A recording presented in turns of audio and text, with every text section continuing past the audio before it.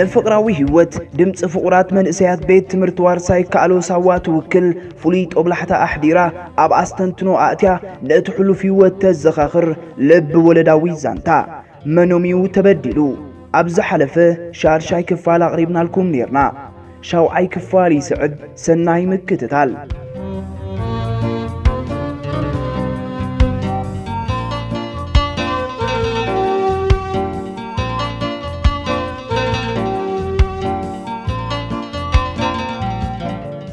جيزي مسح سلازة أخله آبيل ناي مزرع مسح برحبا جيروم تسأل الناس حقون الناتا زناقعون كي تردهم تمسحو دحر مسح تمسجنن آبيلن ناب انداسال سايكدو آبيل ناب قوال حوابو تمسجن ناب هرميلا برجيدن ببينو سلاز نبره فحبلو قلت يفوز ودقه ناب تحدك متسق تسمامو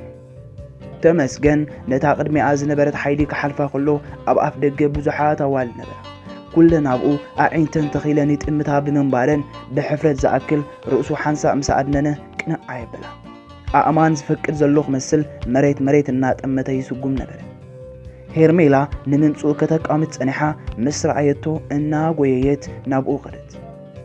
كابات دي أفليخي زوعال كاما حسق نقاد دي مصر عيت إنا زللت ناب حقف دي أخمتاعتو هيرميلا ون كابو بزيف الله أب حقف تمشقن تشوقيتها فقري تمقبت أنتاخو مديد أزقبل ملوء معالتك تبيكا بدون قايو دس سايبلا بنقوء مساخك وعلا يمسألاكو فقرنا يمسعنا جن كمي مخانو متحكو كالخير إفئر حجم زرزار زليكو مس مسرعيك على الكسحق كي تفلت النسعات حدوغي معرك اندي كمستحقوسه كتفلت اللو بزرزر قلتسلا أنا ون طعمنا يمزنقع جزيك حلتسني زيادة مساخك الزناقع سلزدلوخيه بمبال أتري لحقوفتو تسفهم نسيو صنيحو كتبلو حاسبا كوانتا نبرت مسؤو كيرئكي سلازبلا من كبدي مسرقت اني اخي ززارب إلا بوارزو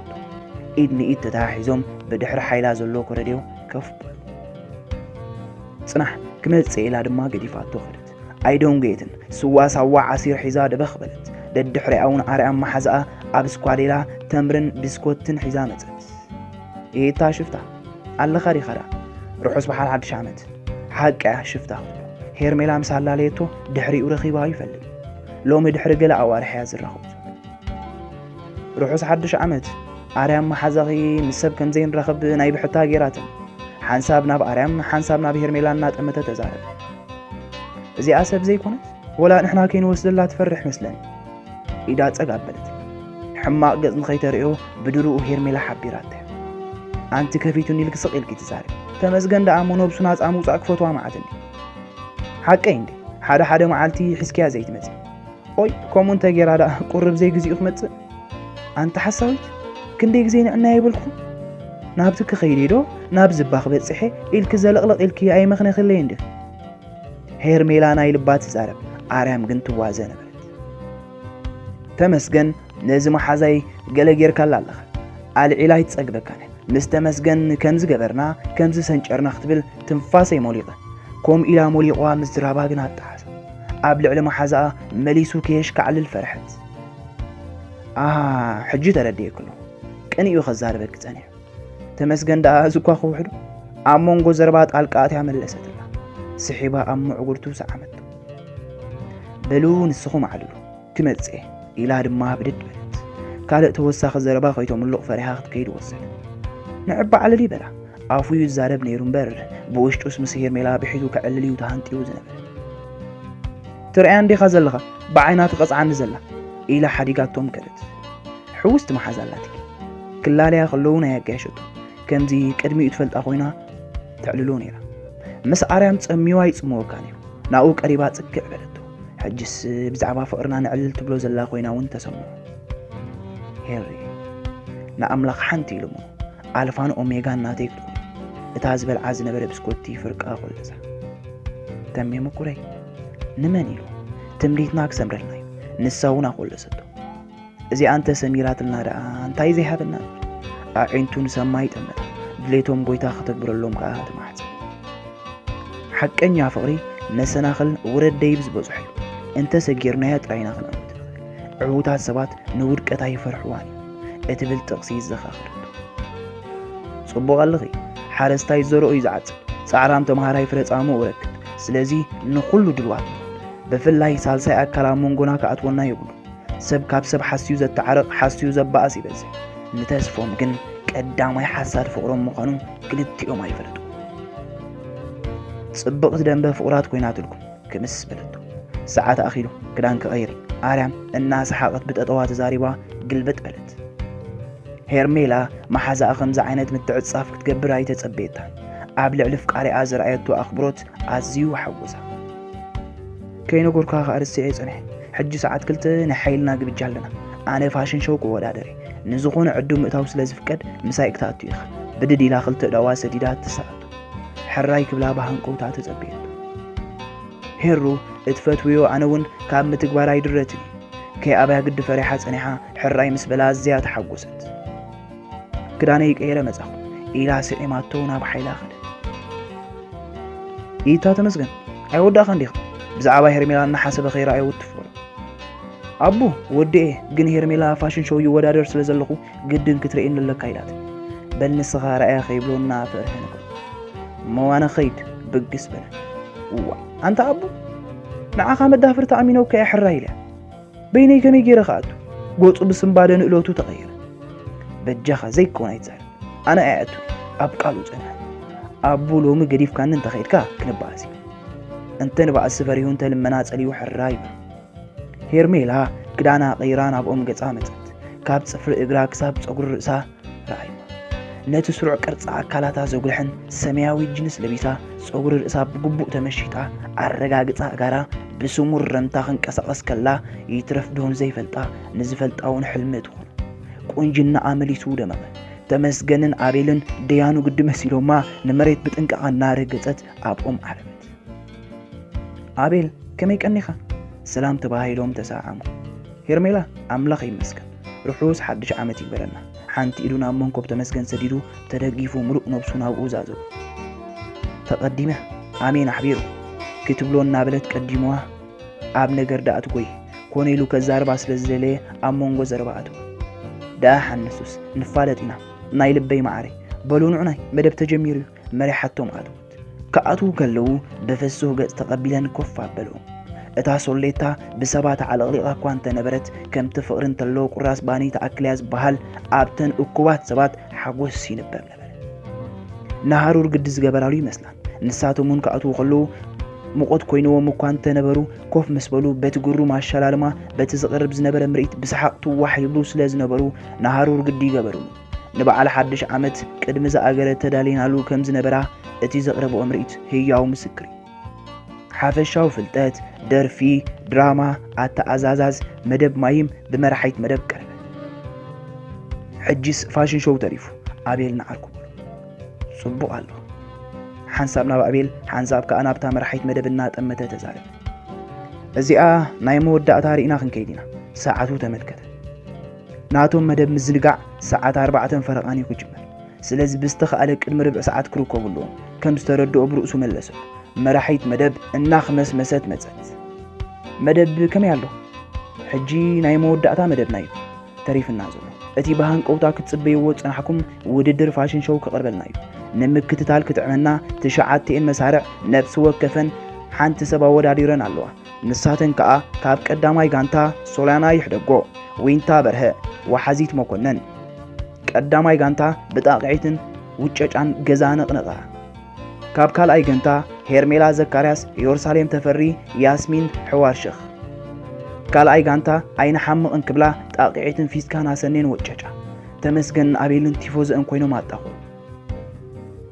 ካብ ሳልሳይ ጋንታ ከዲጃ ሓመድ ኑር ሓበን ኣርኣያ ፌሩዝ ከሰተ ሳልሳይ ጋንታ ካብ እንፍሊ ዘብል ጀሪካንን ሒዘን ጨፈራ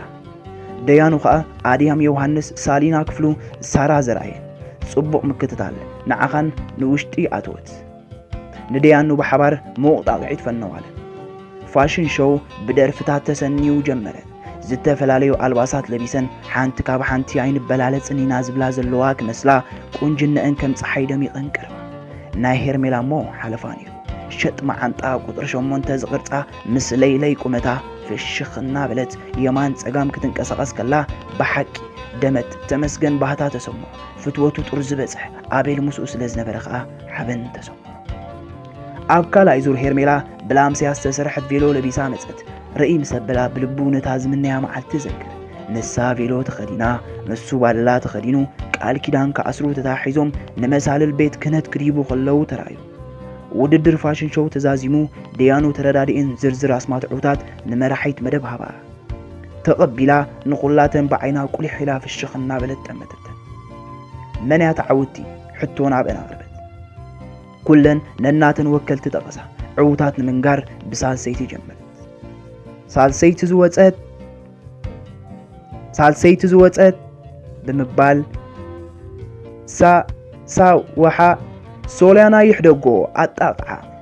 ብኣቀራርባ ልበና አንጠልጠለ ናይታ ሓንቲ ስም ጀሚራ ከይወዳእታ ናይ ካልእ ትጽውዕ ፍሉይ ክእለት ኣለዋ ሶልያና ካብ መራሕ ሓይላ ሽልማት ተቐበለት ሕራይ እምበኣር ካልእቲ ዕውቲ ብምባል ኣቋረፀት ብተግባራታ ኩላ ተንሰሓባ ካልእቲ ዝወፀት ዊን ፊዮ ከዲጃ ሓመድ ኑር መስርዓ ወጨጫ ብሓጎስ ነንሕድሕደን ተሓቋቆፋ ብሓንሳ ንኹን ኩላትና ቀዳመይቲ ዕውቲ ወይዘሪት ጎብለል ካልኣይ ሓይሊ መንያ ካልኣይ ጋንታ ብሙልእን ሄርሜላ ኣድመፃ እተን ካልእ ከዓ ንኻልእ ሓፂያ ልቢ ተመስገን ኣይተጋገኽንን ገሚት ኣለኹ ካልኣይ ጋንታ በለ ቀዳመይቲ ዝወፀት ሄርሜላ ዘካርያስ ብሓጎስን ዕልልታን ጣቂዒትን ገዛ ተነቕነቐት ተመስገን ሓጎሱ ደረት ኣልቦ ነበር ንኣቤል ሓቂፉ ሰዓሙ ሄርሜላ ሽልማት ክትቅበል ከላ ሓጎሳ ብንብዓት ገለጸቶ መደብ ምስ ተወድአ ክልቲኦ ማዕሩኽ ቀዲሞም ወፁ ንሳተን ደድሕሪኦም በብሓደ ክወፃ ጀመራ ሄርሜላን ኣርያምን ተሓቋቂፈን ሰዓቦ መሓዛይ ማዕረ ይርኢ ኸይር ቅድሚ ንኣቤል ሰላም ባላ ዘረባ ቀድመት መሓዛኣ ማዕረ ክንደይ ጽብቕቲ ከም ዝኾነት ክትሕብሮ ደለየት ኣርያም ቅድሞ ሞ ንኣቤል ዓርከይ ሰላም በለ ብድሕሪኡ ከመይ ነይሩ መደብ እትሓትና ንኣቤል ሰላም ብዘይ ምባላ ጽቡቕ ኣይተሰምዖ እውይ ቅሬታ ስለ ዝተሓጎስኩ ናብ ዘረባይ ጥራይ ኣሪበ ኣርያም በሃል ኢላ ሰደደቱ ከምኡ ምስ በላ ሰንበለት ድሓን ፀገም የለን ኣቤል በሃል ነቲ ኣብ ገጻ ዝረአዮ ናይ ስምባደ ምልክት ክድምስስ ክምስ በላ ክልቲኦም ኣዕለሉ ተመስገኑ ምስ ሄርሜላ ዓላልክበት ዋው ኩሉ ግዜ ኣብ ዲቪዛ ኣቲኸ ስለ ዝረአየኪ መልክዕኽን ቁመናኽን ኣብ ውሽጢ ዲቪዛ ተቐቢሩ ነይሩ ሎሚ ግን እታ ፍልይቲ ካብ ደቂ ሄዋን ሄርሜላ ርእያ ሄሬ ፍትወተይ ካብ ካልኢት ናብ ካልኢት ይውስኻል ካብ ቁንጅናኣ ባህራ ካብ ጠባያ መልክዓ ዘይበላልፁ ኮይኖም እሞ ፍትወቱ መዘናን መደወዳድትን ሰኣሉ ምቁራይ ኣብዚሕካለይ ኣነ እውን ኣባኻ ዘሎኒ ፍትወት ከም ዕፈፋ ተመን ቆርበት ተመን ዝሃለኸ ተደርቢዩ ይሕደስ እምበር ፍጹም ኣይዓርድን ክዳነዩ ክበል እምበር ቃል ኪዳነይ ኣይክበልን ተታሒዞም ብትሑት ልሳን እናዕለልዮም ተፋንዎም ዝነበረት ኣብ ጌት ስለ ዝበፅሑ ክፈላለዩ ግድነት ኮን በላ ንዕነ ተመለሳይ ኣኽለክን ንሕና ከዓ ናብ መደብ ዝንጋዕና ክነርክብ ሰዓት 6 ኮይኑ ተፋሪቆ ከም ዝፀንሖም ኣይሰሓትዎን ተመስገን ኣርያም ሰላም በላ ኣቤል ከዓ ንሄርሜላ ሰላም ኢሉ ናብ ኣርያም ሰገረ ንሳን ታሕቲ ንሱ ንላዕሊ ቀሰይ እናበሉ ኸዱ ሄሬ ሎሚ ብዘይ መጠን የተሓጒሰ ኣብ መዝገብ ዝኽረይ ዲያርየይ ብዝርዝር ከስፍረ ኣነ እውን ልዕሊኸ የተሓጒሰ ዘሎ ናይ ሎሚ ፍሊት ዘብላ ንስኻ ምሳይ መዋዕልካን ተወዳዲረ ምዕዋተይ እዛ መዓልቲ እዚኣ ሳዋ ካብ ዝመፅእ መበል ካልእቲ ግዜ ያዘየ ዝተሓጎስኩላ እታ ቀዳመይቲ ከዓ ሕቶ ፍቕሪ ዝቐረበትን ንዕለት እያ ድምፂ ክንሶም ልቦም ግን ሓደ እዘን ዝበለተን ኣብ ሂወቶም ፍሉይ ክብርን ዝኽርን ዘለዎን ነበራ በሊ ክኸይድ ኣቤል ይፅበየን ኣሎ ፅባሕ ንራኸብ ሕራይ ኣርክብ ከይድ ስዒምዋ ተበገሰ ኣባሓወይ ግዜ ኸይዱ ንቕልጥፍ ዘይሓፍር ድሙስ ገረ ማርያም ስሙ ኣንታ ኣእምሩ መዓልቲ ሰጢሕካ ንውዒልካስ ከምኡ ከዓ ትብል ናትካስ ከዓ ፍሉይ እዩ ኣብ ገፁ ሕርቃን ረአየ ንኣቤል ከህድዎ ኣሎ እቲ ምንታይ ሲ ንመደባቱ ገዲፉ ፋሕ ኣቢሉሉ ከበቅዕ ከምኡ ክብል ኣይነበሮ ኣቡ ኣይትሕረቕ መደባትካ ፋሕ ኢሉካ ክኸውን ይኽእል ምእንቲ ዓርክኻ ግዜኻ ምስ ዋእካ መርኣያ ባይ ዘለካ ተገዳስነት ዘጉልሕ እንተ ፈኸሶ ኢሉ ፍሽኽ እናበለ ሓወፉ ሰዓት 6:40 ሓይሎም ኣቱ መደብ ተጀሚሩ ግዜ ምቁፃር ህላዊ ሓሊፉ ጽንሑ በዓል ስለ ዝኾነ ሸለል ከም ዝበሃል እውን ጭቡጥ እዩ ኣብ ካልእ መዓልቲ ከም ዝሎሚ ጠፊኦሞ ዝውዕሉ እንተዝጠፉ ናብዛ መሬቶም መዓልው ነይሩ ቢላል ክስዕስዕ ጸኒሑ ብርሃፅ ነብሱ ጠልቂዩ ንፋስ ክወስድ ንግዳም ምስ ወፀ ንኣቤል ተመስገን ረኽቦ ናብኦም ቀሪቡ ከዓ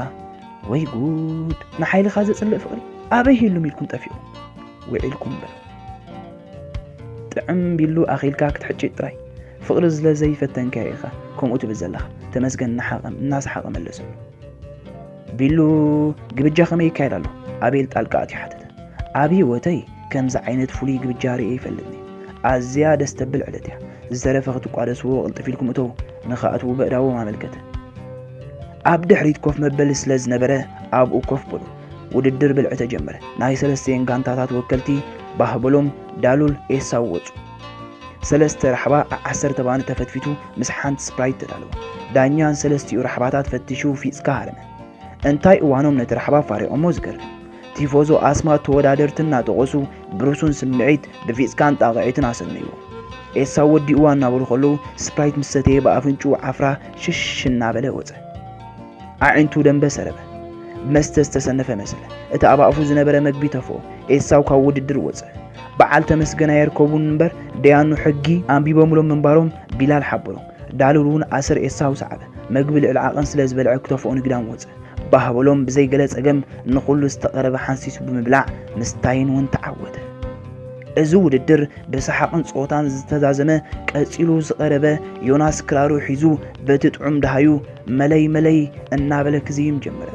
ንኹላቶም ኣብቲ ዝተኣእትዩ ብሓሳብ ነናብ ዝዓብየሉ ቦታ ለኣኹ ስዒቡ ሽቦካታ ወዲ ኹናማ እንታይ ዓበስቲ ዝታ ብሓኮስ ይትካእ ዝብል ዘሎ ክመስል ሽቦ እናበለ ናብ መድረኽ ኣትዉ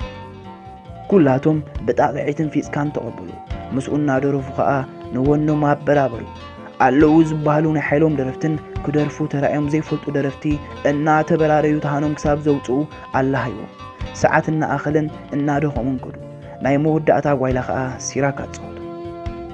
እቲ ብድምፂ ሓጎስን እልልታን ሰሓቕን ውጨጫን ተጎቢኡ ፀንሐ ከባቢ ምስ ወድኡ ኣብ ጽምዋ ህይወታውያን ዘይነብሩሉ ድቕድቕ ጸላም ተቐየረ ኩሉ ነበረ ኾነ ብድምፂ እንጭራር ከዓ ተተከለ ሓይሊ ምልእቲ ኣብ ዓራታ ምስ ተጋደመት ድኻም ስለ ዝነበራ ብኡ ንብኡ ከቢድ ድቓት ዘቐጡ ልዑል ሞቐት ፀቕጢ ተደሪቦ ብርሃፅ ተሓፅቡ ዕረፍቲ ኣኺሉ ተምሃሮ ካብን ናብን ይንቀሳቐሱ ስለ ዝነበሩ ነቲ ሃሩር ክጻውርዎ ብዘይምኽኣሎም ገለ ዲቪዝኦም ኣውፂኦም ኣብ ልዕሊ ርእሶም ብምግባር ኣጽለሉ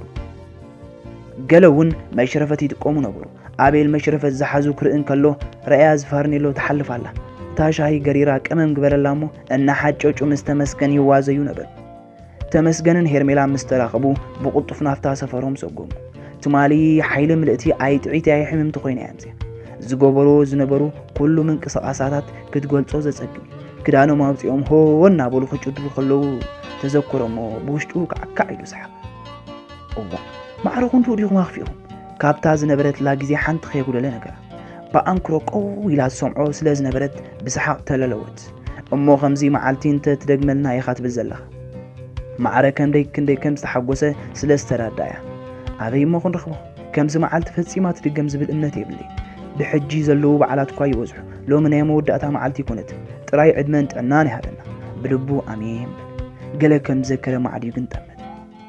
ተሜ ኣልሒቕካ ብሓሳብ ጅገስካ ትመስል ኣእዳዋ ኣብ መንኮቡ ሰቒላ ገጻ ጠዋያ ከንፈሩ ሰዓመቱ ሄርሜላ ሎሚ ንጎ ፍሊት እያ ካብ ድቃሰይ ተበራቢረ ኣዒንተይ ምስ ከፈትኩ ቅድሚ ሕጂ ኣቕሊ በላ ዘይፈልጥ ኣብ ልዕለይ ዘላ ጣውላ ተረብራብ ዓራት ዝተጻሕፈት ሓንቲ ጥቕስም ሰንበብኩ ነብሰይ ከም ገለ ገይሩ ኣይገርመክን ክንደያ ዋርሕ ገይረ ሎሚ ብምርኣየ ከዓ ኣመን ኣይገሪሙ ኣይተተሃራረፈንባ ስልጥ ንገረኒ ንኽነግራት ሃወኸት ኮፍ መበለያ ጣጢሓ ኣዒንታ ካብ ዓይንቲ ምፍላይ ኣቤት በለ ሓዝን ኣብ ህይወትና ንኸስቦምን ንኸስሮምን ሰባት ኣሉ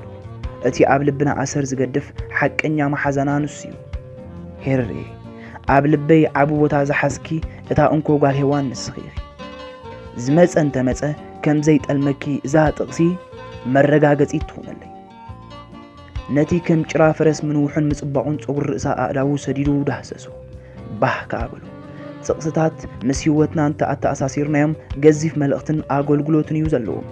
ሚሕር ጥቕሲ ምንባውን መጽሓፍ ንትፈቱ ራኬም ጓልሓትና ኣትስ ዝበለታ ተሜናተይ ወትሩ ከም መብራህቲ ቀንዴል ኣብ ቅድመይ ምስ ክቶ ኸላዕኻ ኢኻ ንዘንቲ ዕለት ኣብ ኣእምሮይ ቀሪፀክ ኣብዛሃለኹ ሃለይ ፍጹም ካብ ኣእምሮይ ሃሲስካ ኣይክትጠፍእን ኢኻ እኳ ደኣ ንስኻ ናተይ ብምዃንካ ብሓበንና ጭደርኩ ክምድረልከ ሄሬ ክዛረብ ሓሲብ እኳ እንተነበረ ግን ሰገጥ በለ ኣቤት ተመስገነይ ኣዒንታ ሰለምለም እናበለት ጠመጠቶ ኣብ ኣጠማምታ እትዛረብ እባ ትብሎ ዘለኻ ኮይኑ ተሰምዖ ንፍቕርና ይፈርሕሉ ኣብ መንጎና ሰባት ኣትዮም ከይበታትንዎ ንዘለዓለም ከይከስረኪ ገለ ሰባት ጽቡቕ ናይ ደቂ ሰባት ኣይፈቱን እዮም በዚሁ ከዓ ንኸይፈላልዩ ስግኣቱ ዘተንበ ሓላለይ ካብ ኣፉ ሰለፉ ብድድ በለት ስለንታይ ሕማቕ ዘረባ ካብ ልሳንካ ተውፅእ ልቢ ክልቴና ብቐሊሉ ዝፈላለ ይኩነን በጃኻ ኢልካ ፈጺምካ ይትሕሰቡ ብቐጻኢ ዓይንቲ መለሰቱ ዘረባ ኣርያም ኣብ እሙራ እናተመላለሰ ንመንፈሳ ቅሳነት ነፈቁ ሓቂ ክለኺ ፍቕሪ ክልቴና ኣብ ሕፁ ኣይኮነን ተሰሪቱ ኣብ ከውሕዩ ተሰሪቱ መን ከኸፍርሶ ይኽእል ደኺሞም ይተርፉ እምበር ዘምጽእዎ ለውጢ የብለዎም ብሽርሒ ሰባት ኣንፈትና ከይንስሕት ጥንቃቐ ኸድልየና እዩ ንዝኾነ ክጓነፍ ዝኽእል ውዲት ድልውቲ ክትከውን ኣተሓሳሰባ ተረድኤካ ኣሎ ምኺድበል እናጎየው ይኣትውሎ